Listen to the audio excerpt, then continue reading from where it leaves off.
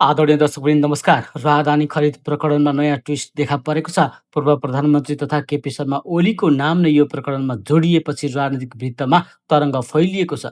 अख्तियारमा पुगेको बयानले यो केसलाई अझै गम्भीर बनाएको छ। परराष्ट्र मन्त्रालयका कानुन उपसचिव पुष्कराज नेपालले दिएको बयान अनुसार राहदानी खरिदको ठेक्का विभाजन प्रधानमन्त्रीकै निर्देशनमा गरिएको दावी गरिएको छ। बयानका अनुसार प्रधानमन्त्री कार्यालयमै भएको छलफलमा ओलीले प्रतिस्पर्धा र पारदर्शिताको नाममा ठेक्का 2 प्याकेटमा छुट्याउन निर्देशन दिएका थिए, तर अहिले यही निर्णयमाथि प्रश्न उठिरहेको छ।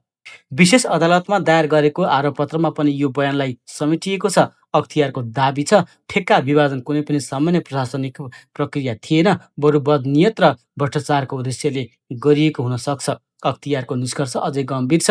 उनीहरूको भनाइअनुसार ठेक्का टुक्र्याउँदा राज्यलाई ठूलो आर्थिक नोक्सानी पुगेको छ र केही समूहलाई गैर कानुनी लाभ दिलाउन मिलेमत्त भएको देखिन्छ। सबैभन्दा चासोको विषय के भने यति ठूलो आरोपमा ओलीको नाम जोडिए पनि हालसम्म उनीमाथि थप अनुसन्धान वा कानुनी कारबाहीबारे आरोपपत्रमा केही पनि स्पष्ट गरिएको छैन। अब प्रश्न उठ्न सक्छ, के यो प्रकरणले नेपाली राजनीतिमा नयाँ भुइँचालो ल्याउनेछ र के अख्तियारले अब अझै ठूला नामतिर पनि अनुसन्धानको दायरा बढाउनेछ त? अब सबैको नजर यतातर्फ देखिएको छ।